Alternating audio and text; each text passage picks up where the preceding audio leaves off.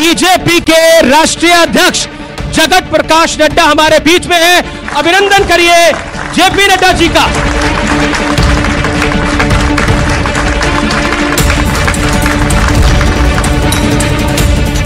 ऐसा लगता है कि Bharatiya Janata party over confidence में हो गई है कि अब राम मंदिर बन गया है और 3 राज्यों में चुनाव जीत लिए हैं तो सब आसान है उनके लिए। ट्रांसफॉर्मेशन ऑफ इंडिया, 10 साल में देश बदल रहा है। 2024 में क्या निकलेगा? वही निकलेगा जो हमने मथा है। राहुल जी की मेहनत पर आपको क्यों शक है? निकले थे जोड़ो यात्रा पर और ये तोड़ने के पैमाने तय करने लग गए।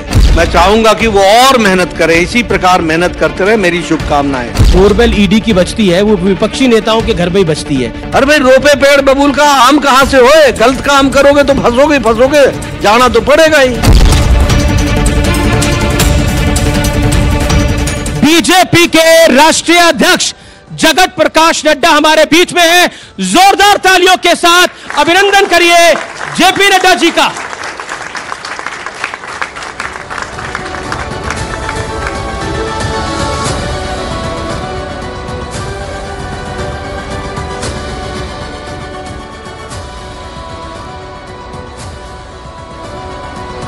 तो न्यूज 18 के मंच पर नड्डा जी आपका अभिनंदन है। और न्यूज 18 देश का सबसे बड़ा न्यूज नेटवर्क है और इस समय आपको हमारे करोड़ों दर्शक डिजिटल माध्यम से और न्यूज 18 इंडिया के माध्यम से लगातार देखेंगे लाइव इस कार्यक्रम के अंदर। और चर्चा की शुरुआत करनी है और आपसे पहला सवाल पूछना है। तो मेरे मन में इस समय एक ही सवाल आता है कि नड्डा जी, प्रधानमंत्री मोदी ने इस सत्र का आगाज राम राम बोलकर करा था और क्या संकेत दे दिया है प्रधानमंत्री मोदी ने 2024 के लोकसभा चुनाव का? देखिए, जहां तक राम राम का सवाल है, ये तो आदिकाल से हम राम राम के नाम से लोगों को आदर सूचक तरीके से उनका अभिवादन करते हैं। जहां तक 2024 का सवाल है, निश्चित रूप से सारा देश राममय हो रखा है और एक वातावरण समाज में व्याप्त है। लोगों में बहुत उत्साह है और उत्साह के साथ साथ एक खुशी का माहौल है। और ये ऐतिहासिक सत्य है कि 500 साल के पश्चात इतनी बड़े संघर्ष के बाद ये सौभाग्य मिला है और यहाँ बैठे हुए तमाम लोगों को और दुनिया को, देश को, उन सब लोगों को अपनी आंखों से राम लला को सही स्थान पर विराजमान होते हुए देखने का सौभाग्य मिला है। तो ये एक लंबी यात्रा के पश्चात हुआ है जिसका असर हर दृष्टि से समाज में पड़ा है। 2024 के चुनाव के दृष्टि से भी लोग खुशनुमा माहौल में इस चुनाव में आगे जाने वाले हैं। प्रधानमंत्री मोदी ने एनडीए को 400 और बीजेपी को 370 सीटों की बात करी और साथ ही साथ विपक्ष की अलाइनमेंट की भी बात करी, कांग्रेस की अलाइनमेंट की बात करी। इससे ऐसा लगता है कि Bharatiya Janata party over confidence में हो गई है कि अब राम मंदिर बन गया है और 3 राज्यों में चुनाव जीत लिए हैं तो सब आसान है उनके लिए। नहीं, देखिए, हम कभी ओवर कॉन्फिडेंट नहीं होते हैं और न ही कभी हम अपना कॉन्फिडेंस विपरीत परिस्थिति में लूज करते हैं। जी, हम फैक्चुअल पोजीशन का असेसमेंट करते हैं और फैक्चुअल पोजीशन को ध्यान में रखते हुए ही वक्तव्य देते हैं। अब जब हम इस बात को कहते हैं तो अक्सर मीडिया वाले और मीडिया जगत उसको गलत तरीके से सोच लेता है। जैसे अब ये उदाहरण लीजिए, आप ही लोग 3 महीने 2 महीने पहले बोलते थे मध्य प्रदेश गया, छत्तीसगढ़ भूल जाओ, राजस्थान 50-50, अब हम 100 ले आए तीनों में। तो अब ये अब आप बोलिएगा कि उस दिन मैं बोलता था कि हम जीतेंगे, ये ओवर कॉन्फिडेंस है। ये ओवर कॉन्फिडेंस नहीं है। 24 into 7 into 365 all seconds, all time busy in that activity is the reason which gives us success. जी, तो 2024 को भी हम उसी तरीके से देखते हैं। मैं आपसे चाहूंगा कि जरा आप एक एनालिसिस करा लीजिए कि पिछले 5 सालों में आदरणीय प्रधानमंत्री जी ने देश के कितने जिले घूम लिए, कितनी बार वो किस किस स्टेट में चले गए। The most mobile prime minister who has been actively associated with the people of India, this is his track record. तो सन 2024 में क्या निकलेगा? वही निकलेगा जो हमने मथा है। तो लेकिन अब ये सारी चीजें अगर प्रधानमंत्री मोदी जी करते हैं, अगर हम इसको कहें तो मैं एक ही शब्द कह सकता हूं, transformation of India. Transformation of India. 10 साल में देश बदला है। तो अगर ये सबको दिखता है तो सबको मोदी जी को चाहते हैं, और चाहते हैं तो हमारा ये ओवर कॉन्फिडेंस नहीं है, प्रधानमंत्री जी का ओवर कॉन्फिडेंस नहीं है, हमारी मेहनत पर और लोगों का प्यार इस बात को हमें एहसास कराता है कि 2024 में भी वो आशीर्वाद देंगे।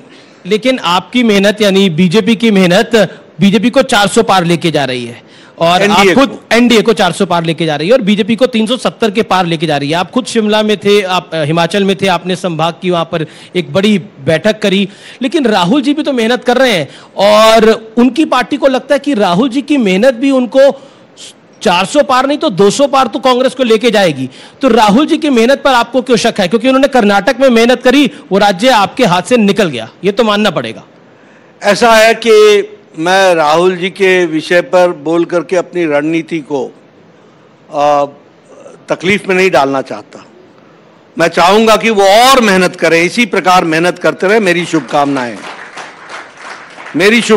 हैं, वो मेहनत करें, और अच्छा है वो जितना मेहनत करेंगे। अभी वो साउथ घूम करके आए थे, तो वहाँ का एमपी बोलता है कि साउथ इंडिया एक अलग कंट्री बना दो। निकले थे जोड़ो यात्रा पर, और ये तोड़ने के पैमाने तय करने लग गए। तो मध्य प्रदेश में होकर के आए थे तो सरकार चली गई, सरकार आई नहीं। छत्तीसगढ़ में गए थे तो वहाँ सरकार चली गई, और हमारे राजस्थान में सरकार चली गई। तो ऐसे ही उन्होंने फिर से ये यात्रा चलाई है। इस यात्रा में बंगाल में उनको टाटा बाय बाय हो गया, बिहार पहुंचते पहुंचते तक सरकार ही टूट गई, अलायंस ही खत्म हो गया। मैं आऊंगा नीतीश जी पे भी, लेकिन जब वो आसाम पहुंचे तो आप बीजेपी के मुख्यमंत्री हैं वहां पे, हिमंता बिस्वा शर्मा जी, उन्होंने एफआईआर रजिस्टर कर दी। तो कांग्रेस कह रही है कि राहुल का एक भय तो है, एक डर है बीजेपी के अंदर। इस विषय पर आप क्या कहना चाहते हैं? कोई डर नहीं है। देखिए क्या होता है, they take everything for granted. They do not know what is the law of the land, number one, और rule of law क्या होता है इसको भी वो नहीं जानते। मैं आपको उदाहरण देता हूँ। Z+ सिक्योरिटी को एक पर्टिकुलर रूट ही दिया जाता है। This route is not decided by any individual. One can say, हम भी कहते हैं कि मैं यहाँ जाना चाहता हूँ, मुझे कह देते हैं साहब वो रास्ता आपको नहीं ले जाएंगे। कल ही मैं होकर के आया हूं, मुझे पठानकोट के एयरपोर्ट पर 12 किलोमीटर का डायवर्जन करके ले गए वो। अब ये हमारे हाथ में थोड़ी ना होता है, ये पॉलिटिकल कंपल्शंस होती हैं। जहां पर साधारण व्यक्ति 5 मिनट में पहुंचता है, मैं 20 मिनट लगाता हूं, क्योंकि वो मुझे वो रूट चेंज करके देते हैं। तो उनको एक रूट दिया गया। अब लॉ मानने की आदत नहीं है तो इस तरीके की तकलीफ होती है। उनको कानून के दृष्टि से वो भीड़ भाड़ वाला इलाका था, बाकी सारी दिक्कतें थी, उसके दृष्टि से उनको बताया गया कि ये रूट आप ले लीजिए। अब आप उसका पॉलिटिकल उपयोग करना चाहें तो आप कर सकते हैं। हमारे पायलट्स कई बार कह देते हैं कि sir weather is not good, इधर से नहीं जा सकते, उधर से जा। मैं बोलूँ पॉलिटिकली मेरे को वहां नहीं जाने दिया जा रहा है, ये कोई कारण बनता है क्या? तो ऐसे ऐसे लेम एक्सक्यूजेस लगाने की आदत है।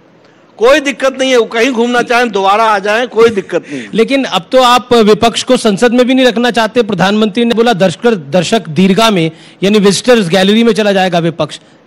ऐसा है ना, ये ऐसा क्यों? हमारी इच्छा नहीं है, लेकिन उनके कर्म उनको ले जा रहे हैं, तो हम क्या करें? What can I do? I can only suggest them. अब आप बताइए, मैं उदाहरण देता हूं जी। प्राइम मिनिस्टर वाज स्पीकिंग और लगातार वहां से रनिंग कमेंट्री चल रही थी। Was not there any senior leader of the Congress party to say please keep quiet, Prime Minister is speaking? इतने कांग्रेस के लीडरों ने भाषण दिया, हमारे लोगों ने किसी ने तंग किया? तो ये लोग अगर ऐसी हरकत करते हों और जब तथ्यों को न सुनते हों और तथ्यों पर जवाब देने का दम ना हो, 2 दिन तुमको बोलने के लिए दिया गया, तुम्हारे को टाइम दिया गया, आर्ग्यूमेंट्स तुम्हारे पास थे नहीं, all shallow arguments were given, कोई पढ़ाई करते नहीं हो, पढ़ने निकले वाले लोग तुम रखते नहीं हो अपने साथ, वो तुम्हारे सहयोगी बनते नहीं है, तो तुम्हारा यही हश्र होना है। तो अल्टीमेटली मैं तो चाहूंगा कि नीचे रहो, लेकिन आप जाओगे दर्शक दीर्घा में, हम क्या करें? Farmer RBI governor Raghuram Rajan है, मैं क्योंकि आपने पढ़ने लिखने वालों की बात करी तो वो बहुत पढ़े लिखे हैं। अब वो कहते हैं कि जैसे ईडी कार्रवाई कर रही है इस देश के अंदर, जैसे एनफोर्समेंट डायरेक्टरेट कार्रवाई कर रही है, it is very very bad for democracy. I am quoting him, ये लोकतंत्र के लिए बहुत हानिकारक है। अब वो कोई नेता तो है नहीं, लेकिन उनका ये बयान आया। ऐसा है कि जरूरी नहीं कि सारे पढ़े लिखे लोग सारी चीजों की जानकारियां रखते हों जी। कोई अर्थ जगत का व्यक्ति राजनीतिक जगत का पंडित बन जाए तो तकलीफ होती है, इसलिए उनको कोई जानकारियां नहीं है। सच्चाई क्या है आप बताइए? हजारों करोड़ के घोटाले में सोनिया गांधी जी बेल पर है कि नहीं है?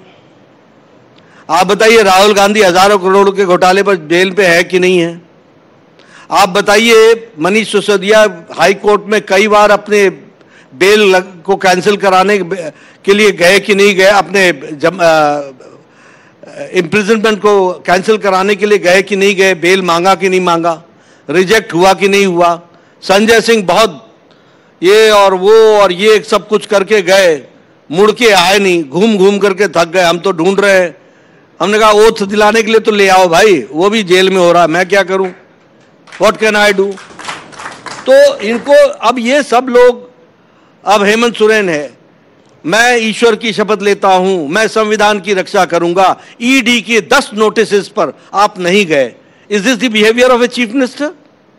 And the ED had to go to your residence. एक उन्हीं के कॉपी करने वाले 5 बार ईडी का नोटिस उन्होंने रिजेक्ट कर दिया, दिल्ली के मुख्यमंत्री। हम क्या करें? अरे नोटिस, एसआईटी कमेटी की नोटिस प्रधानमंत्री मोदी जी को भी आई थी। प्रधानमंत्री मोदी जी अकेले गए थे? क्या बीजेपी के पास लोग नहीं थे कि नारे लगाते? क्या बीजेपी के पास लोग नहीं थे जो बाहर तमाशा कर सकते थे? लेकिन नहीं, चीफ मिनिस्टर गुजरात के रूप में प्रधानमंत्री मोदी जी ने कहा कोई पार्टी का कार्यकर्ता नहीं आएगा, एसआईटी ने मुझे बुलाया है, मैं जाऊंगा। उन्होंने 7 घंटे फेस किया और निचली अदालत से लेकर के सुप्रीम कोर्ट तक बाइज्जत बरी होकर के आए हैं। ये हमने respect to the constitution, respect to the rule of law, rule of the country, law of the land, ये हमारा कर्तव्य बनता है। ये ऐसे ऐसे चीफ मिनिस्टर बन गए, ईडी के नोटिस को मैं जयपुर जा रहा हूं, मैं फलानी जगह जा रहा हूं। अब मैं कहना नहीं चाहता, बहुत सी ऐसी जगह है जहां जाने की बारी आ गई होगी, अब वो शब्द मैं नहीं बताना चाहता, तो वो भी जगह है वहां जा सकते हैं। तो ये ऐसे लोग हैं कि जो, अच्छा दूसरी बात ये है कि आप राहुल गांधी कल चले जाए कि भाई मेरे को ये मेरे खिलाफ गलत केस चल रहा है, ये मैं बेल से वापस आना चाहता हूं, मेरा बेल वापस करो और मेरे ऊपर से केस हटाओ, कहे ना, सोनिया गांधी कहे ना, बाकी लोग कहे ना, क्यों नहीं कहते हैं? ये तो बेल इनके लिए एक तरीके से पैराडाइज है, पैराडाइज। ये बचे हुए हैं, ये जीवन बेल के बीच में गुजार रहे हैं। और आप बोल रहे हैं कि ईडी तंग कर रहा है, ईडी तंग कर रहा है, ईडी तंग कर रहा है। अरे भाई रोपे पेड़ बबूल का आम कहां से होए? गलत काम करोगे तो फंसोगे, जाना तो पड़ेगा ही, इसमें दिक्कत की क्या बात है? लेकिन ऐसा है कि विपक्ष का ही सब नेता टारगेट पे आ जाते हैं ईडी की, यानी जो डोरबेल ईडी की बजती है वो विपक्षी नेताओं के घर पे ही बजती है। सो फिर आरोप लगता है कि बाकी दूसरी तरफ यानी आपकी तरफ सब पाक साफ है। आप इसके आगे वॉशिंग मशीन बोलना भूल गए। देखिए कोई भी केस वापस किसी का नहीं हुआ है जी, किसी का भी केस वापस नहीं हुआ है, सब केस चल रहे हैं और कानून से बड़ा कोई नहीं है। और मैं ऑन रिकॉर्ड बोलता हूं कि कानून से बड़ा कोई नहीं रहेगा। ये तो हम कानून मानने वाले लोग में से हैं। आप क्या सोचते हैं कि मेरे ऊपर कभी केस नहीं चला होगा? मैं राजनीतिक कार्यकर्ता हूं, मैंने कोर्ट फेस किया हुआ है, तो ये तो ऐसे कामों में नहीं रहा है। कभी मैं आंदोलन के दौरान मेरे ऊपर भी केस हुए हैं। हाँ, गलतफहमी में मत रहिएगा कि कोई कोई मेरे ऊपर केस हुआ, लेकिन हाँ, कानून की रिस्पेक्ट करना। If you have been called, if you have been सबन, यू हैव टू गो। कई बार धारा 144 ब्रेक हो जाती है या हमारे ऊपर आरोप लगा होगा, हम लोग आंदोलन करते हैं तो आंदोलन में चलता है, हम जवाब देते हैं, हम उसको रिस्पॉन्ड करते हैं। अच्छा, हेमंत सोरेन जी तो चले गए जेल में, अब किसी और भी देश में मुख्यमंत्री के ग्रह नक्षत्र खराब हैं जिनके साथ ऐसा कुछ हो सकता है? मैं नहीं बता सकता हूं जी, ये हमारे हाथ में नहीं, क्योंकि हम सारी एजेंसीज को कानून के अनुसार काम करने के लिए, ये सरकार, प्रधानमंत्री मोदी जी की सरकार, ये उनका मैंडेट है। मैं एक एग्जांपल दे देता हूं, अरविंद केजरीवाल जी को 5 ईडी के नोटिस आ चुके हैं और वो 5 नोटिस पे नहीं गए हैं। अब शक हो रहा है या फिर आपको डर लग रहा है कहीं, और बोल भी रही है आम आदमी पार्टी कि अगला नंबर अरविंद केजरीवाल का है? नहीं, देखिए ना क्या होता है कि कर्म तो उन्होंने किए हैं, इसलिए उनको ही मालूम है कि अगला नंबर किसका होगा, वो हम तो नहीं बता सकते। लेकिन हाँ, जिस तरीके से आप ईडी के नोटिस को लेम एक्सक्यूजेस पर आप नहीं जा रहे हैं, यह बता रहा है कि आप कहीं ना कहीं डर रहे हैं, कहीं ना कहीं आपके पास सवालों का जवाब नहीं है, कहीं ना कहीं आपके दाढ़ी में तिनका फंसा हुआ है। तो वो जो दाढ़ी में तिनका फंसा हुआ है वो आपको तकलीफ दे रहा है और वो आपको तकलीफ देगा भी देगा। उसमें हम कहा हाउ एम आई रिस्पॉन्सिबल और how we are responsible? We are not responsible. कानून अपने तरीके से काम करता है, कानून अपने तरीके से काम करेगा। जी, अब मैं, क्योंकि 400 पार की एनडीए की बात हो रही है, 370 की बीजेपी की बात हो रही है, तो साउथ से शुरू करते हैं। साउथ में मेरे पास जो आंकड़ा है, 2014 में बीजेपी को 22 सीटें मिली थी टोटल 132 सीटों में से, और 2019 में 29 सीटें मिली थी। तो इस बार साउथ में आपने ऐसा क्या कर दिया है कि आपका मैंडेट वहां बढ़ेगा, यानी आपकी सीटें वहां बढ़ेगी? कर्नाटक एक ऐसा राज्य है जहां पर आपका शासन था, वो राज्य आप हार गए हैं, तो क्यों आप इतना कॉन्फिडेंट हैं? क्योंकि साउथ में 132 सीटें हैं और वहां पर रीजनल और कांग्रेस का एक कमांड है। देखिए, पहले मैं भ्रम को दूर करना चाहता हूं जी। एक तो आप लोग कई बार कह देते हो साउथ कांग्रेस का और नॉर्थ बीजेपी का, हिंदी भाषी बीजेपी के। साउथ में बीजेपी के 28 लोकसभा के सदस्य हैं और कांग्रेस के 27 हैं। जी।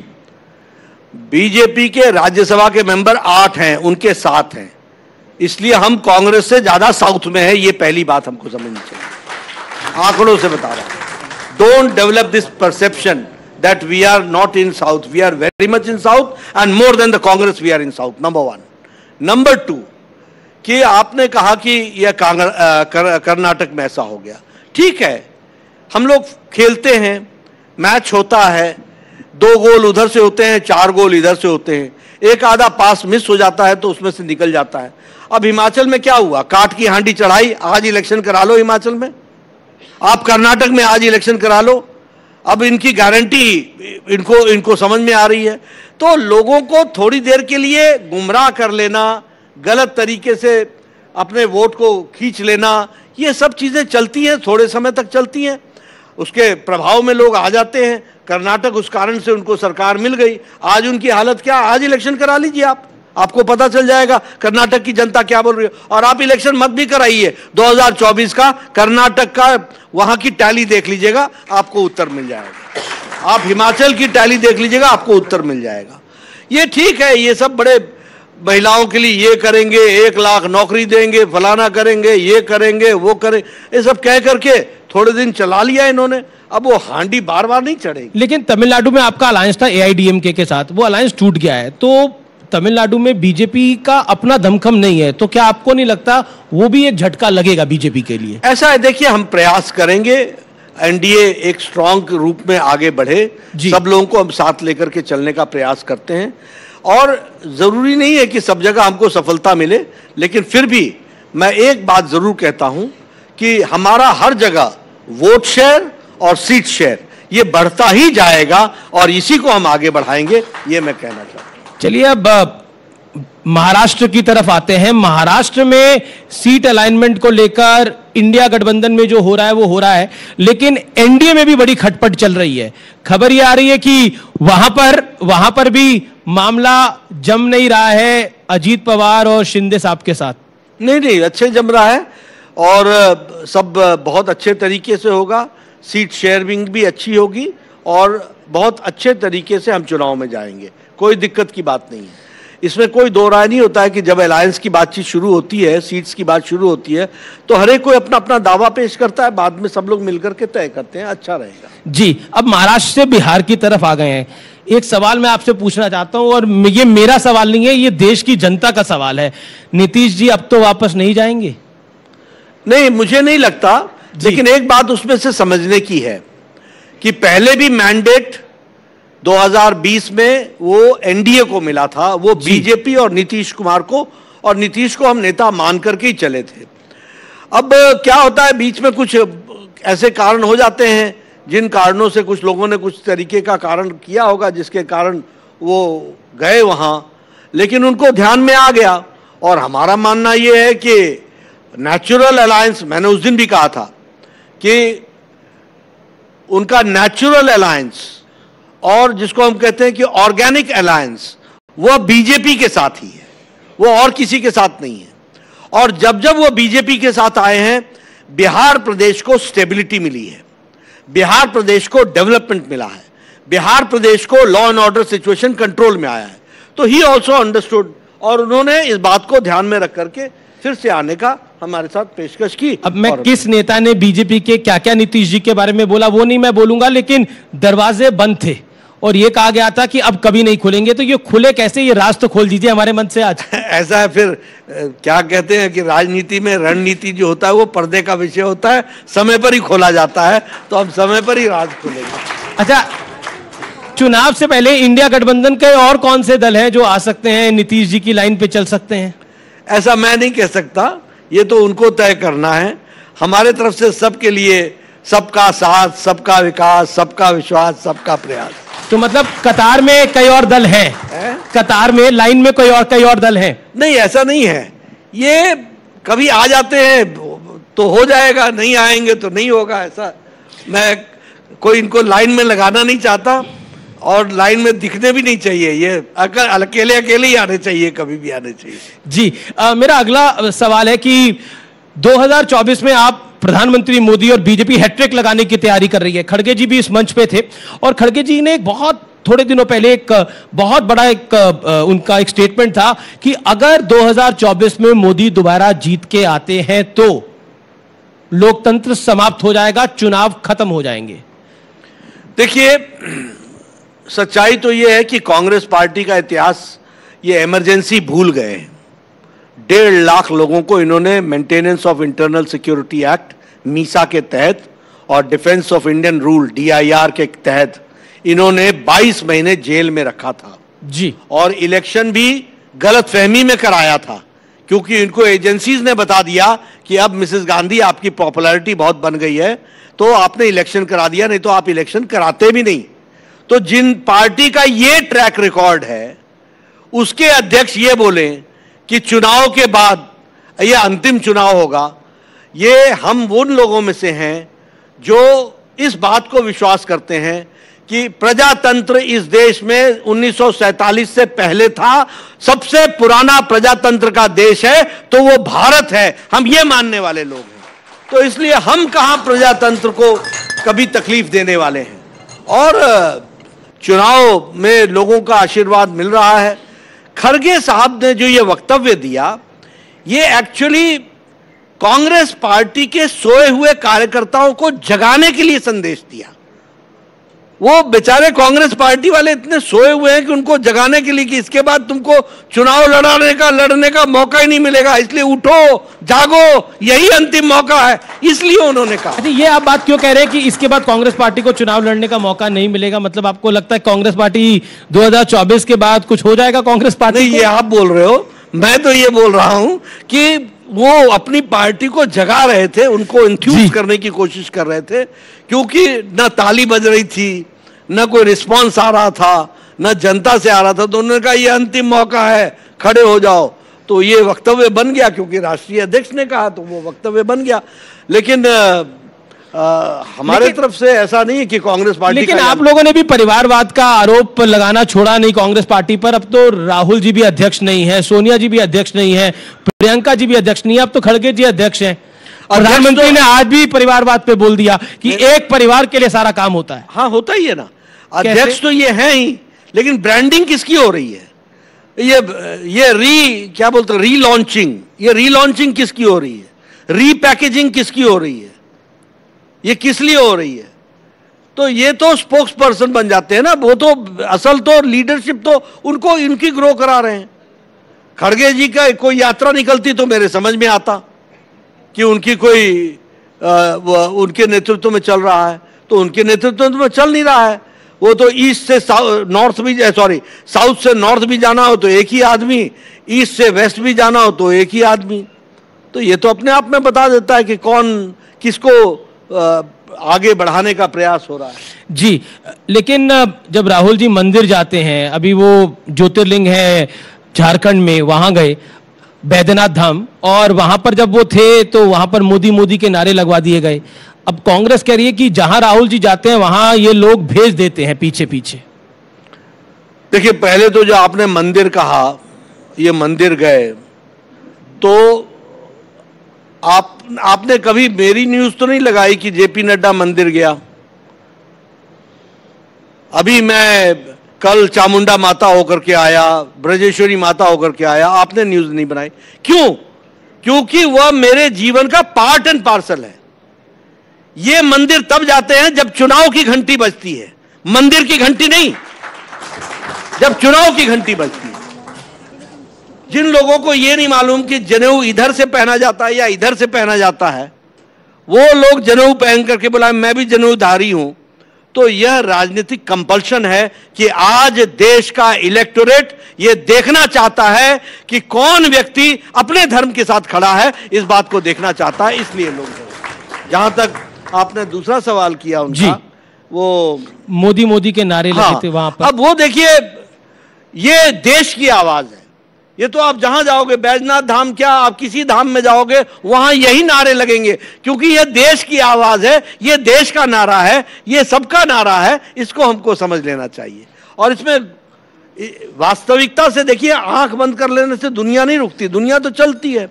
तो इसलिए वहां भी नारे लगे होंगे, कोई मुझे इसमें आश्चर्य नहीं है। और वहां कोई हमने भेज के नारे लगाए होंगे, इसकी कोई जरूरत नहीं है। जो भी हम कहीं जाते हैं, किसी मंदिर से गुजरते हैं, किसी जगह से जाते हैं, कोई कह देता है जय श्री राम। अब हमने तो नहीं कहा कि भाई तू जय श्री राम के नारे लगाओ, लगा देता है बेचारा। तो वो देश की आवाज बन गई है। आपने तो उसी तरीके से अब आप और तो और छोड़िए, डायस्पोरा में जो लोग पहले बोलते थे कि I am from India, oh you are from India, which part of the world is it, ये हमको 90s में सुनने को मिलता था कि नहीं मिलता था। आज हम कहते हैं आई एम फ्रॉम इंडिया, ओ मोदी मोदी मोदी। तो दुनिया में भी मोदी मोदी हो रहा है, तो यहां होने में कौन सी बड़ी बात है, वो तो होना ही है। एक आपने नारे की बात करी, जय श्री राम की बात करी, तो 34 साल पहले पालनपुर में बीजेपी ने नारा लगाया था, सौगंध राम की खाते हैं मंदिर वहीं बनाएंगे। अब हो गया, सौगंध राम की खाई थी, मंदिर वहीं बनाया है। और निमंत्रण तो सबको गया, लेकिन काफी अधिकतर विपक्ष जो था उसने इसको बॉयकॉट किया। आप बतौर बीजेपी अध्यक्ष और बतौर एक सनातनी इसको कैसे देखते हैं? नहीं, देखिए क्या है कि सबसे पहली बात तो यह है कि मुझे लगता है कि उनको जाना चाहिए था, लेकिन जब मैं उनकी तरफ से सोचता हूं तो मुझे लगता था कि वो आ नहीं सकते थे। क्यों? क्योंकि इतना विरोध किया था कि वह खड़े कैसे होते। आफ्टर ऑल उनका किया हुआ इतिहास उनके साथ चिपका हुआ है ना। इनके ही लोग वकील कहते थे ना कि तारीख 2019 के बाद लगाओ ताकि इनको राम मंदिर का फायदा ना मिले। It is on record, it is on record. किसी ने गोली चलाई, इट इज ऑन रिकॉर्ड कि किसी ने लाठी चलाई, इट इज ऑन रिकॉर्ड कि किसी ने कहा कि राम काल्पनिक है। इट इज ऑन रिकॉर्ड जिन्होंने वो सेतु के बारे में कहा कि राम तो एग्जिस्ट ही नहीं करता था, इट इज काल्पनिक। इनको अपनी करतूत, शब्द करतूत अच्छा नहीं है, मैं वापस लेता हूं, इनको अपने कर्म इनके पीछे साए की तरह लगे रहते, इसलिए नहीं आ पाते। इनको लगा वहां जाएंगे, लोग वहां जोर से नारा लगाएंगे जय श्री राम, ये लगा नहीं पाएंगे, क्या करेंगे, इसलिए अलग से जाएंगे। जी, क्या करेंगे? दे विजुअलाइज्ड कि what will be their position, और the position would be because of their activity, not because of anybody else. वैसे एक सवाल, ये बड़ा पर्सनल सवाल है, जब राम मंदिर की प्राण प्रतिष्ठा हो रही थी और जब रामलला की मूर्ति सामने आई तो आपके मन में भाव क्या आया, अगर आप हमारे दर्शकों के साथ शेयर कर सकते? मैं तो ये कहूंगा, देखिए मैं तो युवा था जब पहली रैली राम मंदिर के सिलसिले में बोट क्लब पर हुई थी। अब तो बोट क्लब पर रैलियां नहीं होती, उस समय बोट क्लब पर रैली होती, और वो जो बड़ा मंच बना था, उस बड़े मंच पर वीआईपीज़ के जाने का इंतजाम संभालने का काम मेरा था। मैं एक युवा होता था, वहां से मैंने अपने जीवन में उसको अपने आंखों से देखा है। वो रैली भी देखी बोट क्लब की, वो आंदोलन भी देखा, फिर वो भी देखा जब कहा गया कि परिंदा नहीं पर मार सकता, वो भी हमने देखा। फिर हमने वो भी देखा कि किस तरीके से एक साधु ने बस को सारा तोड़ते हुए और अंदर घुस गए। फिर वो हमने गोलीकांड भी देखा, फिर उसके बाद अन्य वो भी देखे। ये सब चीजें जब हमारे सामने से गुजरती हैं, और आज जब मुझे, उस दिन जब मुझे रामलला वहां विराजमान देखे और सारा देश दुनिया भी सवाल पूछा है, लेकिन आज अब ये सवाल इसलिए कि जो जातिगत जनगणना के प्रोदा थे यानी नीतीश बाबू, नीतीश कुमार ही आपके खेमे में आ गए हैं, तो अब जातिगत जनगणना के साथ क्या करेगी भारतीय जनता पार्टी? क्योंकि Rahul Gandhi has said that कि हम अगर शासन में आए और अगर हम सत्ता में 2024 में आएंगे तो जातिगत जनगणना करवा देंगे। देखिए, दो अलग अलग व्यक्तित्व हैं जी। पहली बात तो आपने जो नीतीश कुमार जी की कही और जातिगत जनगणना की कही, भारतीय जनता पार्टी कभी भी जातिगत जनगणना के विरोध में हमने नहीं कहा है, पहली बात। दूसरी बात, जहां तक राहुल गांधी का सवाल है, तो काका कालेलकर के रिपोर्ट के ऊपर कौन बैठा रहा? इनके पूज्य परदादा जवाहरलाल नेहरू कितने साल? 12 साल बैठे रहे। मंडल कमीशन की रिपोर्ट पर कौन बैठा रहा? इनकी पूज्य दादी इंदिरा गांधी 10 साल तक, और बाद में राजीव गांधी 5 साल तक बैठे रहे। और नारा क्या लगाया? न जात को न पात को, ये पार्लियामेंट के अंदर कहा, ओबीसी का विरोध किया। अब इनकी स्थिति ऐसी हुई है कि ये कोई मंत्र ढूंढ रहे हैं जिस मंत्र से इनको चुनावी नैया पार लगे। अब इसलिए जातिगत जनगणना, ओबीसी ओबीसी ओबीसी बोलने लगे। ओबीसी की कब इन्होंने चिंता की? ओबीसी को कॉन्स्टिट्यूशनल स्टेटस हमारे नरेंद्र मोदी जी प्रधानमंत्री जी ने दिया है, ये भी हमको ध्यान रखना है। They are not in, they have got nothing to do with OBC, they have got nothing to do with जाति जनगणना, they have got nothing to do with backward, they have got nothing to do with Dalit, they have got nothing to do with tribal, they have only to do how to reach the corridors of power and how to come into power, that is their design. तो उसके लिए ये करते रहते हैं, नए नए नारे ढूंढते रहते हैं। कभी जेएनयू जाते हैं, कभी उनके साथ खड़े हो जाते हैं, इंशाअल्लाह इंशाअल्लाह भारत के होंगे टुकड़े टुकड़े, उनके साथ भी खड़े हो जाते हैं। कभी इनका बच्चा, हम अफजल शर्मिंदा हैं, तेरे कातिल जिंदा हैं, फिर भारत जोड़ो यात्रा पर निकल जाते हैं।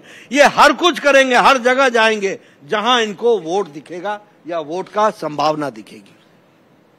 उत्तर प्रदेश में बीजेपी क्या कोई बड़ा गठबंधन कर सकती है? क्योंकि बार बार अटकलें लगाई जा रही हैं कि मायावती और बीजेपी साथ आ सकते हैं। नहीं, ऐसा कुछ नहीं है। हमारे छोटे दलों के साथ गठबंधन हो गया है। राजभर जी के साथ हमारे साथ आ गए हैं। उसी तरीके से हमारे निषाद पार्टी पहले ही आ गई थी, और हमारे अपने महान पार्टी उनका भी हमारे साथ जुड़ना हुआ है। तो इस तरीके से हमारे जी। ममता बनर्जी की टोन बड़ी बदल गई है, वो कांग्रेस को बोल रही है कि उनकी 40 सीटें भी नहीं आएंगी, और कांग्रेस कह रही है कि ईडी का दबाव है, इसीलिए इस तरह के बयान आ रहे हैं। देखिए, मैं आपको कहूं क्या है इन सब का, मैं इसको अनसाइंटिफिक अलायंस क्यों बोलता हूं। मैं अनसाइंटिफिक अलायंस इसलिए बोलता हूं कि केरला में सीपीएम और कांग्रेस लड़ती है और दिल्ली में हाथ मिलाती है। केरला में सीपीएम और कांग्रेस लड़ती है और त्रिपुरा में एक साथ लड़ती है। केरला में कांग्रेस और सीपीएम लड़ती है और बंगाल में एक साथ आती है, और वहां बंगाल में ममता नहीं आती। ये अनसाइंटिफिक अलायंसेस है। जहां जहां कुर्सी ज्यादा मिलने की उम्मीद हो वहां जुड़ जाओ, जहां नहीं मिलने की उम्मीद है वहां लड़ जाओ। यही इनका अलायंस का मकसद है। अब जहां तक आपने बात कही कांग्रेस की और उनके अलायंस की, वो कभी रह नहीं सकते, कभी वो संभव नहीं है।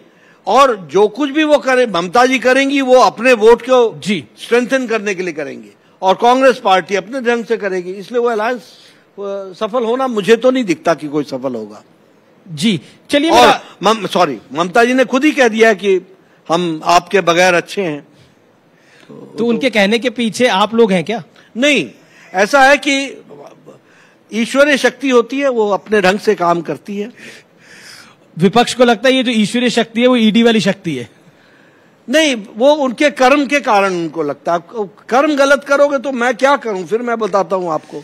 तो इसमें कोई ईश्वरीय शक्ति नहीं है, ये कानूनी शक्ति है। जी, ये कानून की शक्ति है जो काम करती है। जी, लाल कृष्ण आडवाणी बीजेपी के स्टारवॉट लीडर हैं, उनको भारत रत्न की घोषणा प्रधानमंत्री मोदी ने करी।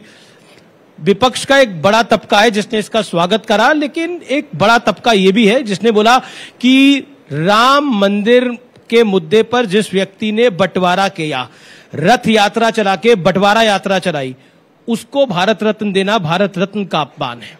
देखिए, सबसे पहली बात तो यह कि देश में सब लोगों ने खुशी मनाई कि आदरणीय लाल कृष्ण आडवाणी जी को भारत रत्न से नवाजा गया और उनको ये भारत रत्न दिया गया। सब दूर खुशी हुई है, सब लोगों में खुशी हुई है, सभी राजनीतिक दलों में भी खुशी हुई है और उसको उसी तरीके से हमें देखना चाहिए। वो हमारी पार्टी के तो प्रथम पीढ़ी के नेता रहे ही हैं, लेकिन साथ ही साथ उनका पार्टी को भी और गृह मंत्री के रूप में और उप प्रधानमंत्री के रूप में भी बहुत बड़ा योगदान है, इसलिए उनको भारत रत्न मिला है। इसकी खुशी और प्रधानमंत्री मोदी जी को इसके लिए धन्यवाद और आडवाणी जी को बधाई। जो लोग इस तरीके की बात कहते हैं कि ये बंटवारा और इस तरीके की, वो लोगों ने देश का इतिहास, देश की संस्कृति, देश के कल्चर, देश का रिच हेरिटेज, इससे उनकी अज्ञानता प्रदर्शित होती है। उनको इन सब चीजों की जानकारी नहीं है जी, इसलिए वो इस तरीके का वक्तव्य देते हैं। मेरे को इतना ही कहना है कि भगवान उनको सुबुद्धि दे, अकल दे, कुछ पढ़े लिखें, कुछ भारत के साथ अपने आप को समावेश करें और उसमें आगे बढ़ें तो उनका भी अच्छा हो। यूसीसी के ऊपर आप क्या कहना चाहते हैं, क्योंकि आपकी एक राज्य सरकार है उत्तराखंड, वो यूसीसी लागू करने जा रही है, कैबिनेट ने पास कर दिया है, क्या कहना चाहते हैं आप? नहीं, वहां वो लागू होगा तो देश में भी आएगा, देखेंगे। हमारे एजेंडा में तो हम लोगों ने तो कहा ही था कि यूसीसी लागू होगा, लेकिन ठीक है, समय पर तय करेंगे। अभी तो उत्तराखंड ने किया है। जी, अब क्योंकि आडवाणी जी की बात हुई तो मैं नई जनरेशन पे लेके आता हूं। आपने 3 राज्यों में तो बिल्कुल नई जनरेशन को कामकाज सौंप दिया, यानी 3 नए मुख्यमंत्री बना दिए। तो सवाल यह है कि अब बाकी दिग्गज नेताओं का क्या होगा, जो शिवराज जी, वसुंधरा जी? देखिए, हमारे यहां हमेशा हम 15-20 साल पर नई लीडरशिप को सोच करके आगे बढ़ाते हैं। जी, मैं आपको सिर्फ याद दिला दूं अमनीश जी कि मैं भी एक स्टेट में मिनिस्टर था। एक समय आया कि हमको सब नए जनरल सेक्रेटरीज लाने हैं। हम सब लोग एक साथ जनरल सेक्रेटरीज के रूप में आए और फिर आज वो सभी लोग, कोई ना कोई मंत्री है, केंद्र सरकार में मंत्री है, कोई ना कोई केंद्र सरकार में प्रमुख जिम्मेवारी निभा रहा है। तो ये हमारे यहाँ टाइमली ट्रांसफॉर्मेशन का ये कंटिन्यूअस प्रोसेस है।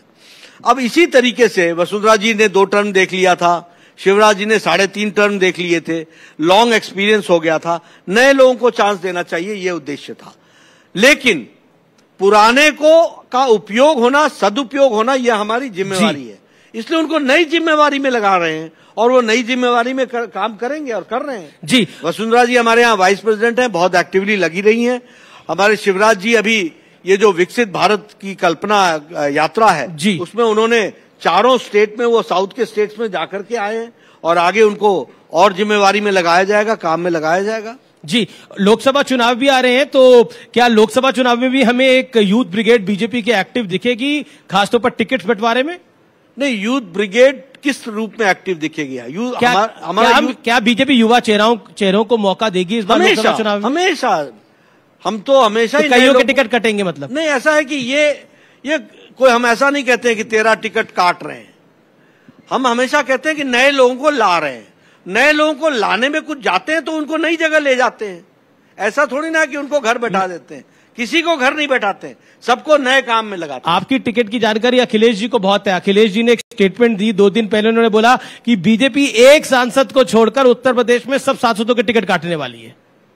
मुझे नहीं मालूम कि किसके लिए उन्होंने कहा। अखिलेश यादव नहीं, उन्होंने किसके लिए कहा कि एक सांसद, लेकिन मैंने इस स्टेटमेंट ना उनका सुना है, ना मैं इसके बैकग्राउंड को जानता हूं।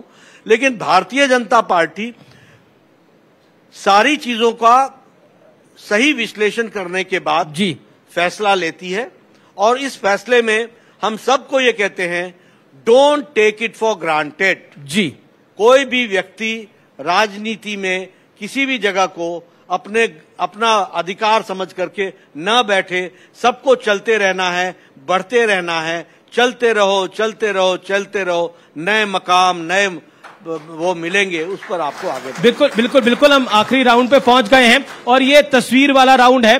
तस्वीर वाले राउंड पर जाने से पहले वीडियो वॉल पर एक तस्वीर आएगी और फिर उस पर नड्डा जी आपका हम जवाब लेंगे। रामलला जी की तस्वीर है, क्या कहना चाहेंगे आप? मेरा जवाब मिल गया आपको जी। ये हमारे लिए जय श्री राम जी।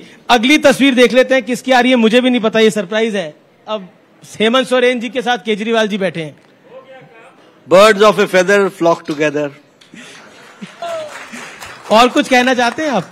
नहीं, मैं तो ही कहूंगा birds of a feather flock together. जी, अगली तस्वीर देख लेते हैं, किसकी आ रही है? राहुल गांधी जी। किस सोच में डूबे हो तुम? जी, बहुत बहुत शुक्रिया नड्डा जी, आप न्यूज 18 के मंच पर आए, आपने व्यापक समय दिया और इस कार्यक्रम के में आपने पार्ट लिया। Thank you so much.